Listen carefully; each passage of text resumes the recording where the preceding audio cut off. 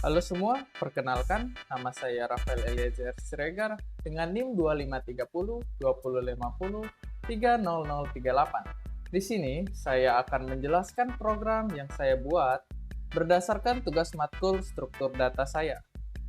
Program ini dibuat menggunakan bahasa pemrograman C++ untuk mensimulasikan sistem pelayanan pasien pada sebuah klinik atau rumah sakit sederhana. Program ini menerapkan beberapa konsep penting dalam struktur data dan algoritma, yaitu linked list, array of truck, queue, bubble sort, binary search, dan juga rekursif. Penjelasan mengenai fungsi dan penerapan masing-masing konsep tersebut akan dijelaskan lebih rinci pada bagian selanjutnya. Baik, masuk ke bagian inisiasi, yang dimana saya mula-mula membuat batas jumlah data yang bisa masuk pada riwayat. Selanjutnya, saya melanjutkan dengan pembuatan struk pasien, yang dimana konsep struk itu sendiri mirip sebuah kotak yang bisa dimasukkan data. Di sini, dalam struk pasien, saya memasukkan ID pasien tersebut, nama, dan juga usianya.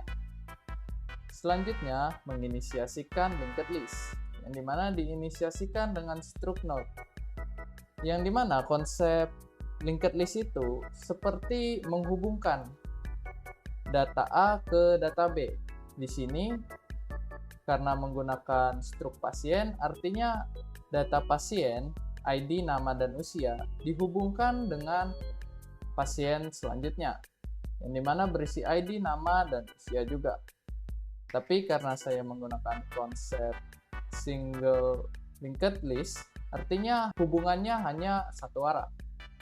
Selanjutnya ada pointer, yang dimana pointer ini berguna untuk menunjukkan hubungan linked list itu yang mana bagian kepala dan juga yang mana bagian ekor. Visualisasi linked list itu seperti ini, yang dimana pasien A dengan data-datanya seperti ID, nama, dan umur dihubungkan dengan pasien B dengan datanya sendiri. Nah, pointernya dapat dilihat bahwa A itu adalah bagian head-nya atau bagian kepalanya, dan B adalah bagian tail-nya atau ekornya. Selanjutnya, ada bagian array of truck untuk riwayat, yang dimana ini untuk menyimpan data-data dari struk pasien ke dalam sebuah bentuk array, tempat penyimpanan.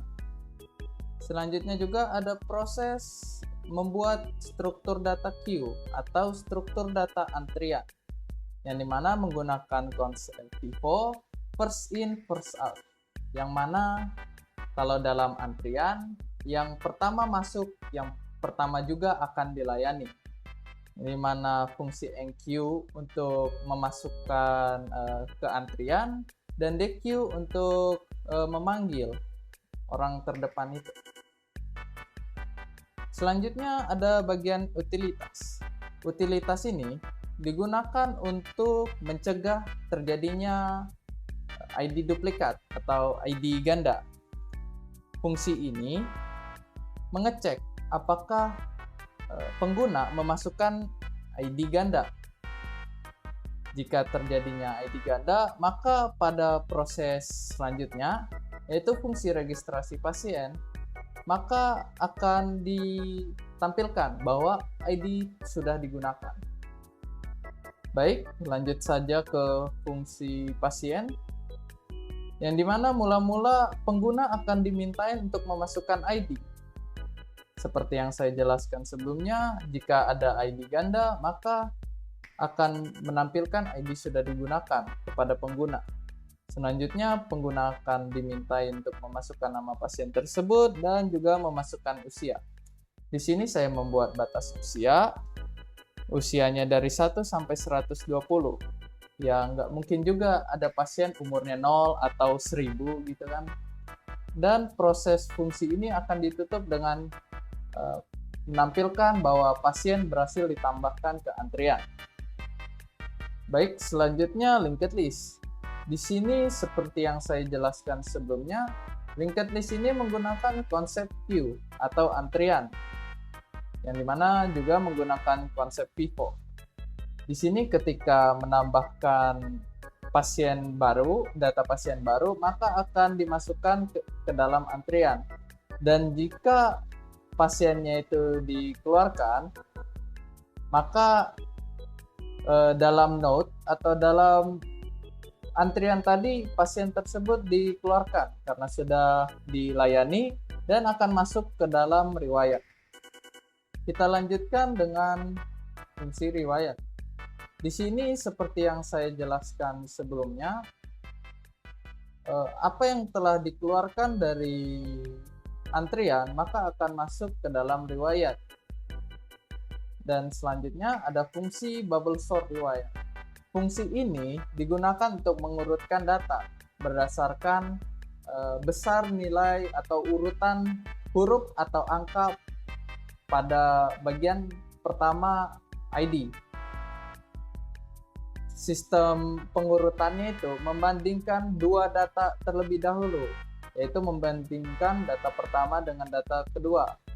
Dan konsepnya itu seperti menanyakan apakah bagian pertama lebih besar dari bagian kedua. Jika bagian pertama lebih besar, maka mereka berdua akan berpindah tempat dan proses itu akan dilanjutkan ke ID selanjutnya hingga semua ID telah terurut dengan benar. Seperti yang saya jelaskan sebelumnya, bubble sort itu membandingkan data dengan algoritma A lebih besar dari A tambah 1, yang artinya data pertama dibandingkan dengan data kedua. Apakah data pertama lebih besar daripada data kedua? Jika tidak, maka akan dilewati. Dilanjutin lagi dengan data kedua dengan data ketiga. Apakah data 2 lebih besar daripada data ketiga? Tidak. Dan teruslah. Ketika data 3 dan data keempat dibandingkan, kelihatan bahwa data ketiga lebih besar daripada data keempat. Disitulah terjadinya swap atau bergantian tempat. Seperti ini. Dan proses ini akan diulangi terus-menerus hingga batas berapa banyak datanya. Jika datanya 5, maka akan diulangi terus sebanyak 5 kali hingga data tersebut telah terurut dari kecil ke yang terbesar. Selanjutnya fungsi binary search, yang dimana fungsi ini digunakan untuk mencari ID yang ingin kita cari. Di sini saya membuat pengecekan. Jika riwayat belum diurutkan, maka akan menampilkan bahwa riwayat belum diurutkan. Konsep binary search akan mengambil nilai tengah dan membandingkannya dengan nilai sebelum dan setelah dari nilai tengah itu. Jika data yang kita cari itu lebih kecil, maka bagian dari kanan yang dimana seharusnya jika diurutkan yang kanan lebih besar akan dibuang dan bukan lagi bagian dari pencarian. Dan data yang sisa itu akan diambil lagi nilai tengah dan akan membandingkan lagi apakah lebih besar atau lebih kecil dari yang kita cari. Dan proses itu akan berulang hingga data ID tersebut telah ditemukan. Analogi binary search itu seperti ini, di mana mula-mula data harus diurutkan. Di sini saya telah menyediakan data dari nomor 1 sampai nomor 7. Di mana nilai tengah dari 1 sampai 7 ini yaitu 4. Maka akan dicek, karena yang pada contoh ini kita cari nomor 2, maka akan dicek apakah 4 lebih besar atau lebih kecil dari angka 2. Dalam contoh ini sudah pasti 2 lebih kecil daripada 4. Jadi bagian kanan 4 ini yang sudah pasti lebih besar dari 4 adalah salah. Jadi bisa dihilangkan dari bagian pencarian. Sisalah 1 sampai 4. Dan di sini diambil lagi nilai tengah. Nilai tengahnya itu kan 2,5 kalau dibagi 2. Tapi dalam integer koma itu tidak ada. Jadi hanya diambil nomor awal. Di sini nomor awalnya 2,5. Dan 2,5 adalah nomor yang kita cari. Maka pencarian diselesaikan dan akan menyatakan bahwa hal yang kita cari itu telah ditemukan. Selanjutnya ada fungsi display. Display ini untuk menampilkan antrian dan juga menampilkan riwayat. Di mana jika dipanggil, fungsi ini akan menampilkan ID, nama, dan usia pasien tersebut. Dan sama juga seperti pada antrian, pada riwayat juga akan menampilkan ID, nama, dan usia pasien. Selanjutnya fungsi rekursif, di mana fungsi ini digunakan untuk menghitung rata-rata usia pada antrian. Jadi pada antrian, bukan riwayat. Di mana rumus dasar dari menghitung rata-rata, jumlah total dibagi jumlah data. Yang dimana artinya untuk menghitung rata-rata usia, kita harus menjumlahkan seluruh usia dari pasien yang ada di antrian dan juga menghitung berapa pasien tersebut. Itulah fungsi dari total usia rekursif, yaitu menjumlah seluruh data usia. Dan hitung jumlah not itu berfungsi untuk menghitung berapa banyak pasien yang ada pada antrian. Dan kemudian ada double rata-rata usia yang dimana digunakan untuk menghitung rata-ratanya dengan rumus total dibagi jumlah.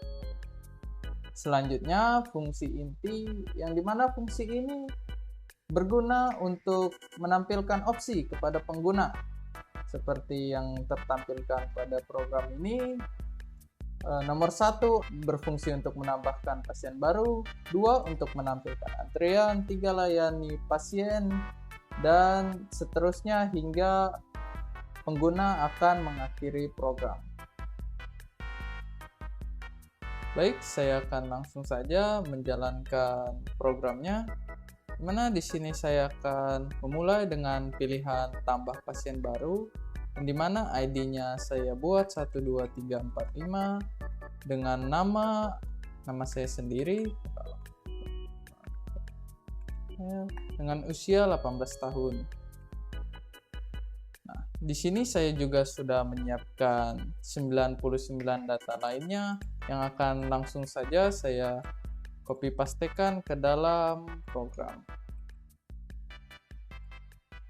Nah, di sini saya akan mencoba sistem pengecekan. Jika ada ID ganda, maka program akan berhenti. Dan benar, sistem pengecekan berhasil dijalankan dan akan menampilkan ID sudah digunakan. Selanjutnya saya akan melanjutkan dengan pilihan kedua, yaitu menampilkan antrian. Jadi dapat dilihat semua pasien yang lagi ngantri di sini, dan yang pertama adalah nama saya. Karena menggunakan konsep queue antrian, jadi harusnya jika kita menggunakan pilihan ketiga, layani pasien, yang terlayani terlebih dahulu adalah saya, yaitu Rafael. Dan yap, benar. Nah, ID 12345, nama Rafael dengan usia 18. Kita layani satu lagi, yaitu dengan ID Z1K88, nama Bella Safitri dengan usia 37. Saya akan melanjutkan dengan pilihan keempat, yaitu menampilkan riwayat. Karena hanya 2 saja pasien yang dilayani, harusnya yang tampil adalah Rafael dan juga Bella Safitri. Dan benar, yang tertampil hanya Rafael dan Bella Safitri karena yang kita layani cuma mereka 2 saja.